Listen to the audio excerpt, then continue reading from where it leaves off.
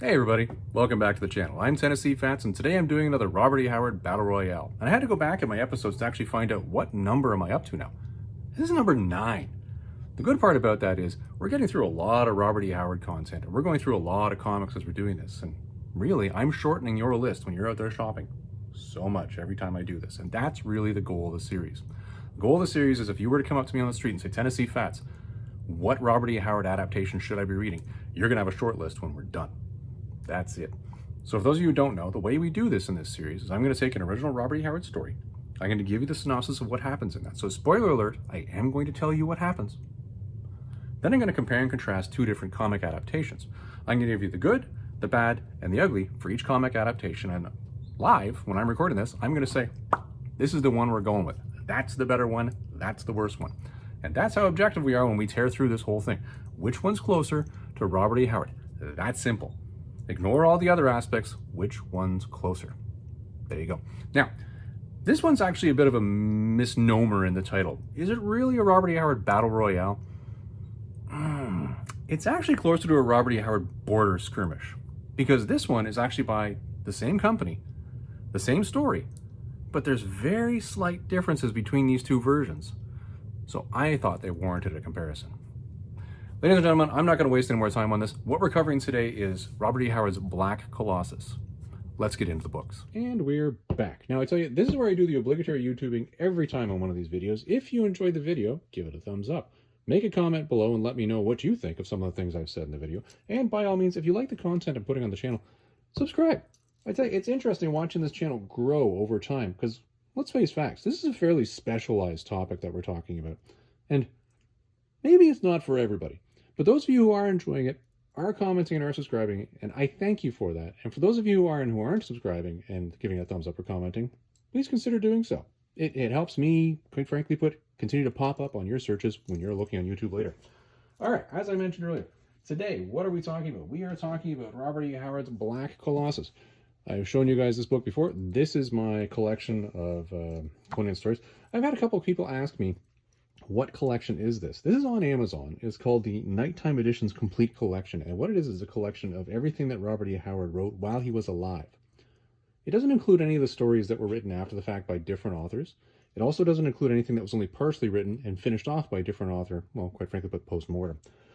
That's why I own this one. I really wanted to stick with, well, what is the Robert E. Howard content? So that's the version that we're reading out of today. What I like about this is, apparently, this is incredibly close to the original written materials that were in the weird fantasy and the weird pulp magazines the stuff was originally published in. And today we're covering Black Colossus. Now, Black Colossus is an interesting story, and it's an interesting story, I find, because it's actually a really short one. It wasn't one of the longer works that Robert E. Howard did about Conan, and it really is very succinct. And I think what happens in this is Robert E. Howard is going for one point, and by the time it actually got to publication, something else happened to it. And I'll tell you why I think that. The story starts off with a thief breaking into some ruins that he's able to get into that nobody else has been able to for 3,000 years. And he meets an untimely demise. But that's all we get of this. We get the idea that he's a character that has quite a backstory and is really good at being a thief. But unfortunately, he didn't make it out of whatever this adventure is that he's gotten himself into. And they're very cryptic about what happens there. And it really lays the groundwork for what I think would have been a larger backstory that really wasn't delved into.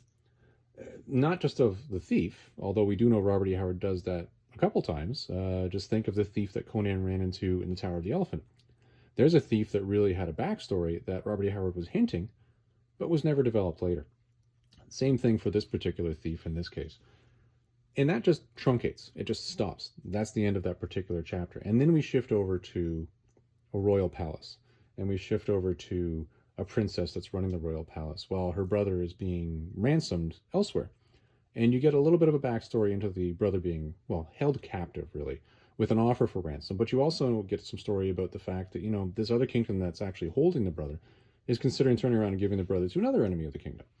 And I think what Robert E. Howard was trying to do there was he was really trying to build a picture of how this city and this kingdom, we'll call it, was completely surrounded on all sides by enemies, including a raiding army that was going to be coming up from the southeast that was coming out of the desert. That was a relatively new advancement that they had to deal with. And this poor princess is sitting, well, not sitting, she's lying down, and she's being haunted nightly by a shadow creature that's just speaking inexplicable, well, by 1930 standards, unacceptable things about how he's going to teach her the meanings of pleasure and pain and all sorts of things, and typical things that would horrify some poor princess when a giant shadow demon shows up. And when it does this, it knocks all of her maids-in-waiting out so that they sleep and they don't notice it. And what this poor princess does is talks to one of her maids-in-waiting, says, here's the issue I've run into. And they run off to a temple of Mitra because I guess, Ishtar or whoever the character is they normally worship doesn't particularly help out in this instance. And they go to a temple of Mitra, and this is an interesting one because Mitra or Mitra, or however they want it to be pronounced, this is a god that's frequently referenced in a lot of Conan content.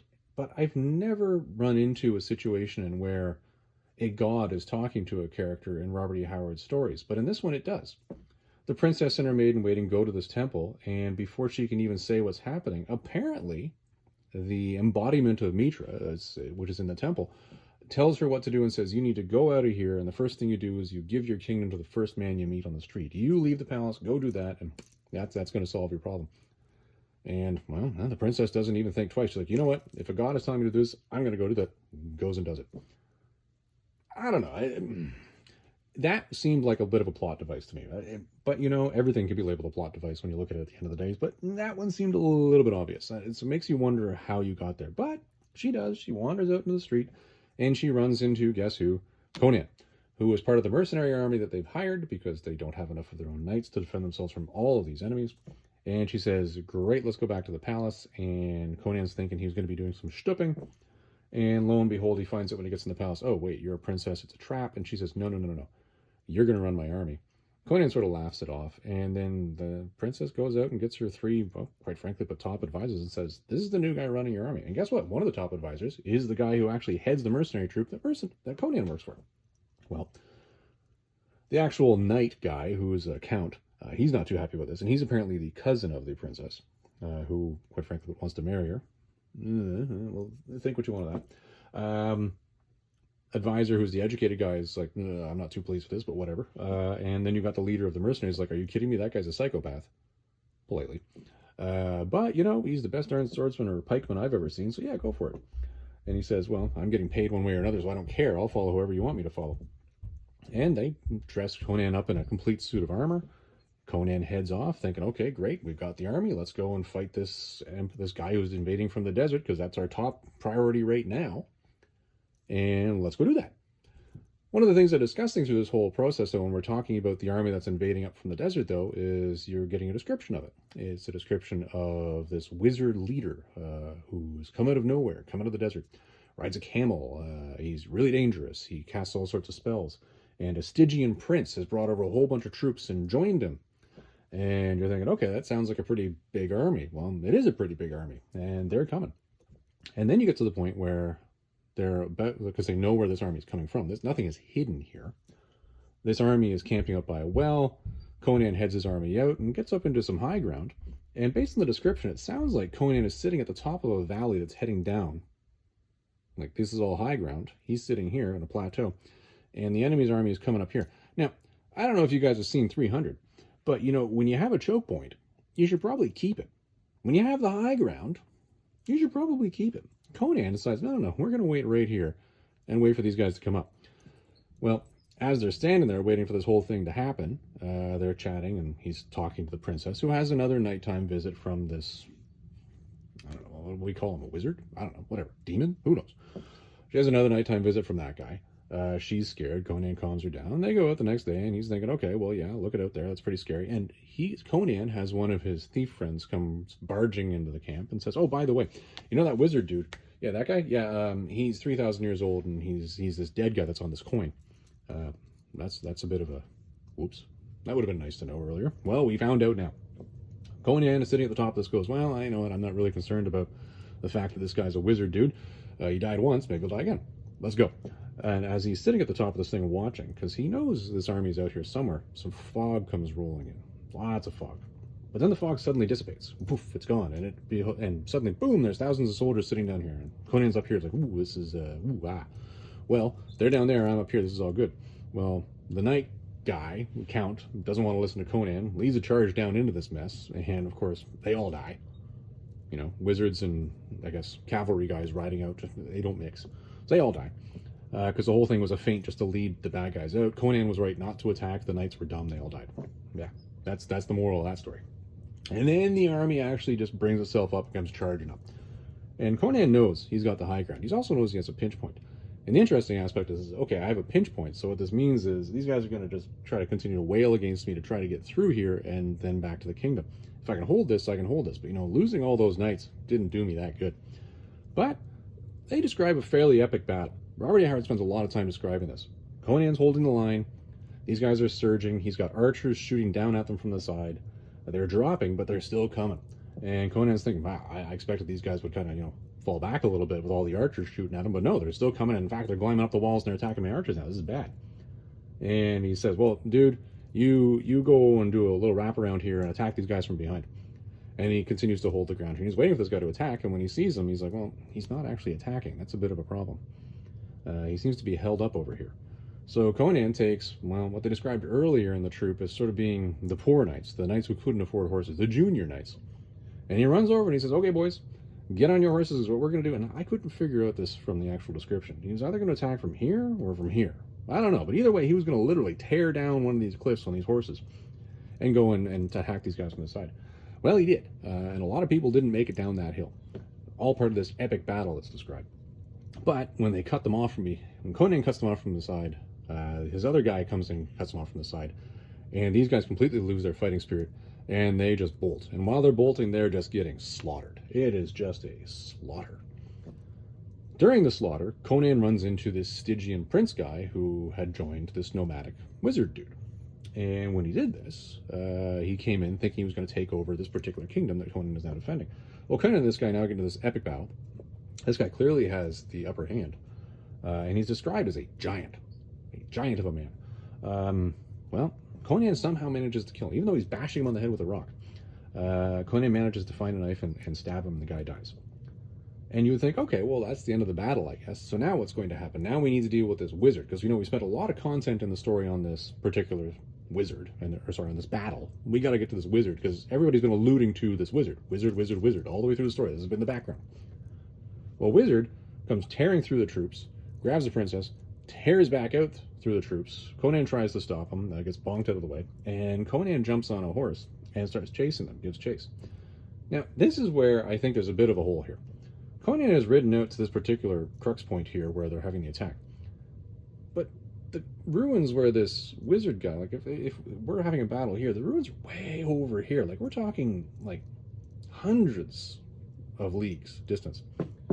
Well, bad guy's got some sort of mythical camel thing, and he's taken off. Conan just gets on a horse and goes after him, and magically within moments, they're there.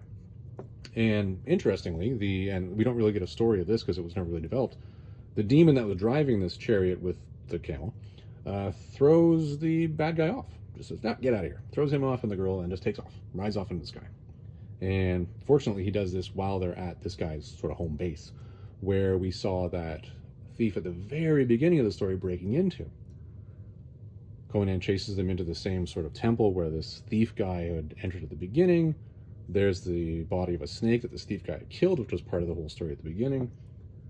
Conan comes in, guy says, okay, well, I'm going to, I was distracted by the fact that I wanted, a beautiful woman, but I'm not going to be distracted by that anymore. I'm going to sacrifice her, and then my powers are going to be tenfold stronger. And he throws a stick at Conan first. Conan cuts the stick in half because he thinks it's a snake, and the guy sort of laughs at him. And then the guy goes and picks up a 1 foot wide scorpion, and says, well, I'm going to get you with this scorpion. And Conan doesn't even say anything. He doesn't think. He just, forget this. Throws his sword, hits the guy dead in the chest. Guy drops dead. That's it. It's very anticlimactic, but boom, down on the ground. And that's it. We don't get any build up on what's with this dude. What was he doing? Why'd the demon throw him off? How'd that happen? What happened to this Stygian prince? Why was it such a big deal, and why was he mentioned so many times? And what's with the brother? The brother that was kidnapped and was being held ransom. And it's a really weird story in that way, because it's got all these sort of loose threads sticking out of it that nobody bothers to pull at any point in time. And as I say, when you get to the end, you could feel that was very anticlimactic, but it's kind of brutal and kind of something that you would picture somebody like Conan doing. It's like, yeah, I don't like wizards, and I'm just going to throw a sword through you. Sure, why not? And in this case, it actually worked. So that's your story. Now we got the background. I didn't give you a whole bunch of names because there's a lot of names in this story, but that's effectively it. Now, where was this in comic adaptation? Well, I'll tell you where it was in comic adaptation. It was in, here's one, Savage Sword of Conan, #2. I was shocked when I went through the Tennessee Fats library to find that I do not own #2 of this for some stupid reason. The only version I own is this one, which is in this collected group of Savage Sword of Conan. It's a softcover version. I use this for reading and for comparing for you guys frequently. And what happened in this? Did this match the story? Because that's what we do on this channel. We talk about whether these actually match. And that's what the point of this series is. Well, I'll tell you, I'm going to be pretty quick on this one. Marvel did an actually really good job on this. They stuck to this. When this story started off, it started off with, here's the whole story of guy breaking in. And I'm shooting this in HD for you guys, so if you want to pause and take a look at the photo, because I know many of you actually do watch this on TVs instead of your computers, feel free. It's really well done. The story, I like the story, and I like the art in this. The art I thought was really well done too. This is, hold on, who was this? This is John Buscema. This is John Buscema art, which was really well inked up. I liked it.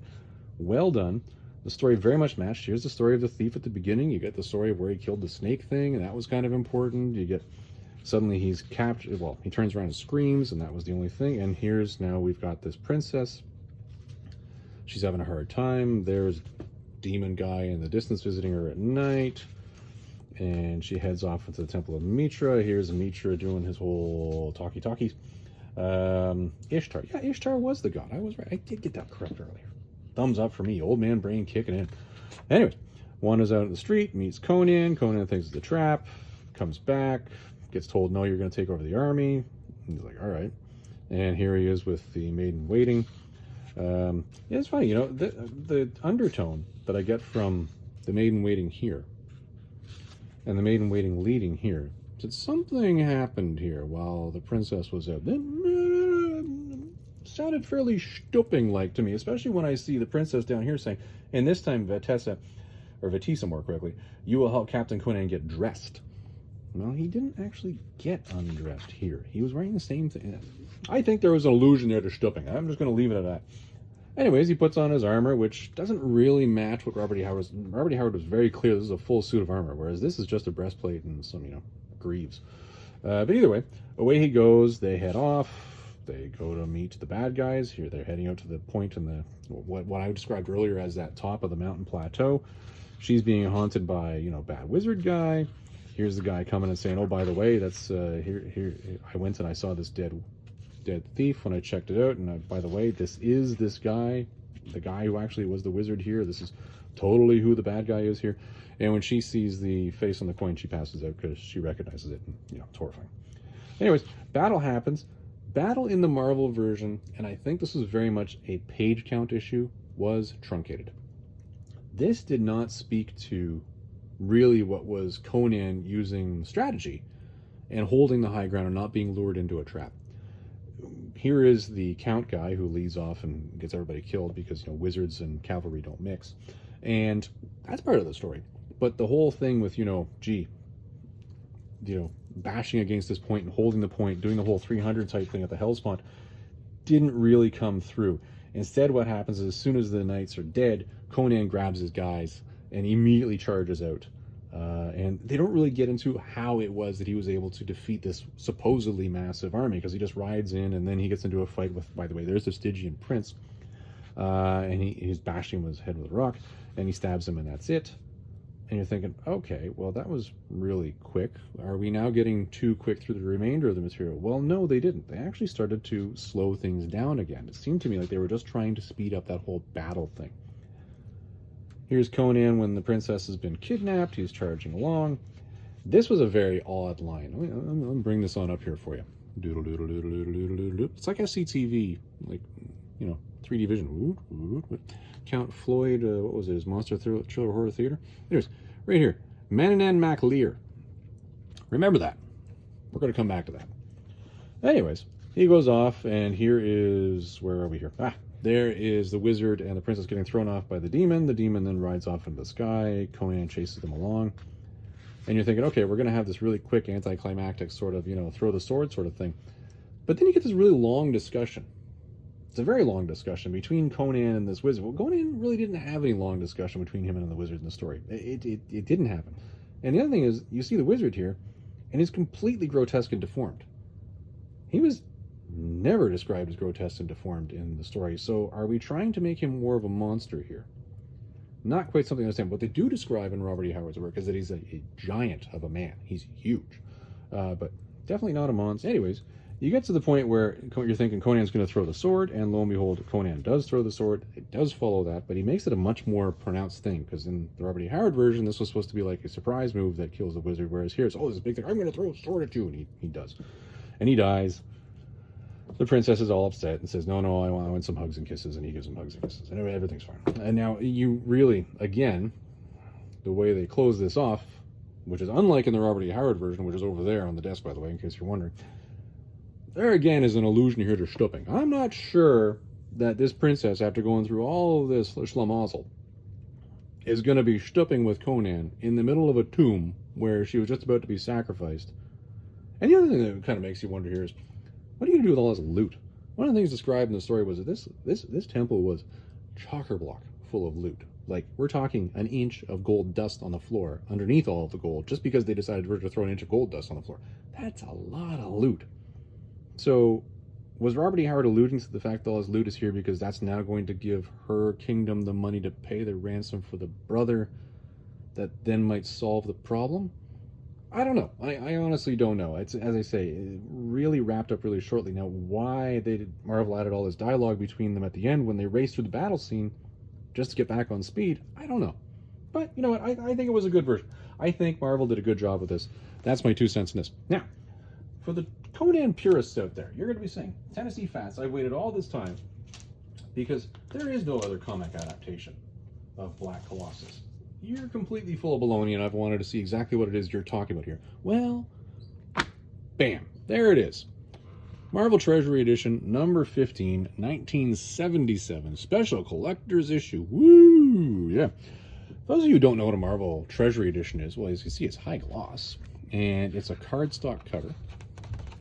And then what they typically do in this is they'll either add a new story or they reprint something else, but they do it all in color. So, when I found this, I said, hold on, there's a color version of this? This is something I want to see.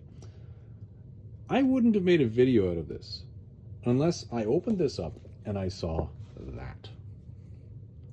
Just take a minute and look at that, okay?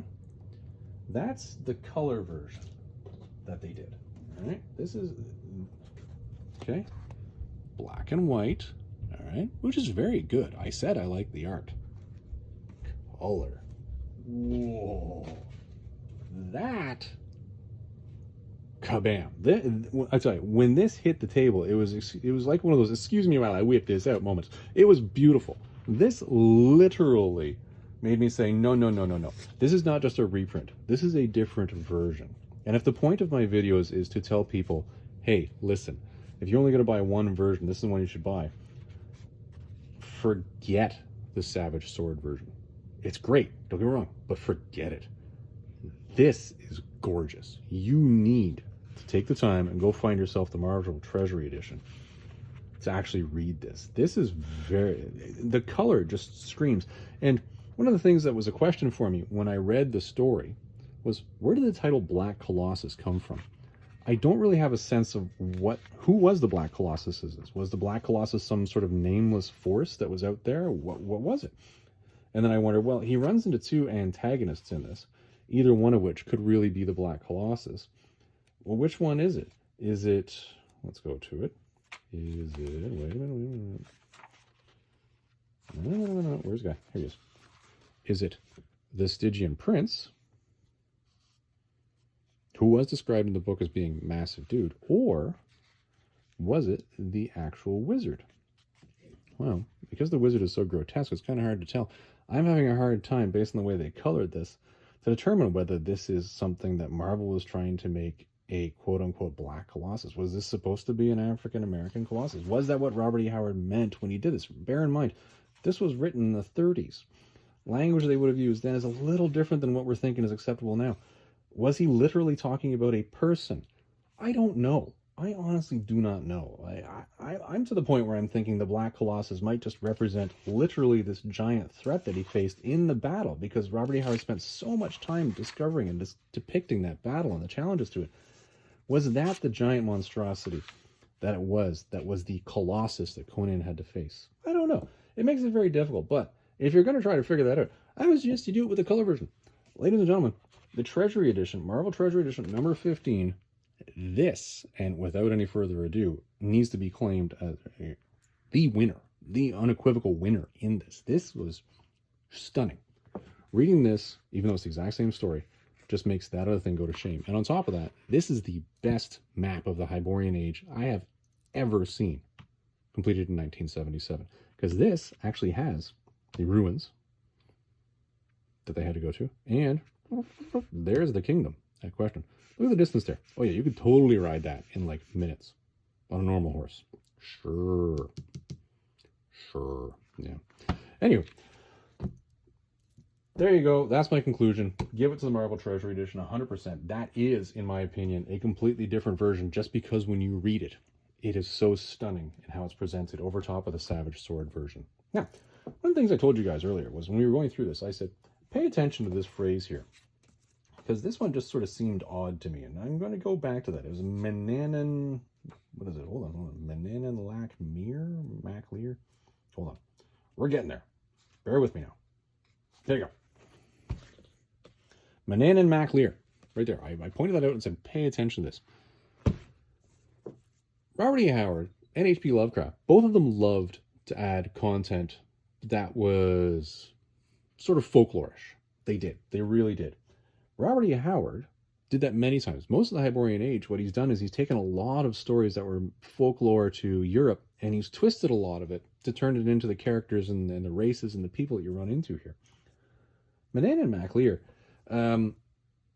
that's Conan swearing in, as near as I can tell, is Gaelic. I'm guessing that's what he's saying here. Menanan Maclear is a character from Irish folklore that actually, how does it translate? It's something man of the sea. I think Menanan is the name, and Maclear is man of the sea, or man of the water, or man of the lake. Something along those lines. I don't speak Gaelic, all right? But why is Conan swearing in Gaelic? Just gonna throw that out there as just a little curiosity that I noticed in this one. You know, you had that biblical dirty joke that was in, which one was that one in? I can't remember. It was one of the other Robert E. Howard Battle Royales. You know what? I'll add a comment down in the comments below on this video saying which one it was, because I can't even remember which one it is, but it actually was a biblical dirty joke. So maybe Marvel just likes to add in these little twists every once in a while just to make sure you're paying attention. Because I'm pretty sure Conan wouldn't be speaking Gaelic. Yeah. Either way, makes for a great story, especially in this version. But anyways, ladies and gentlemen, that's it for this one. We're going to wrap this one up. I hope you enjoyed it. As I mentioned earlier, if you enjoy the video, give it a thumbs up. If you disagree with anything I've said, make a comment below. If you like the content that I'm putting on the channel, subscribe, by all means. I appreciate it, and I love hearing from you guys. Everyone, we'll see you in the next video. Have yourself a great day.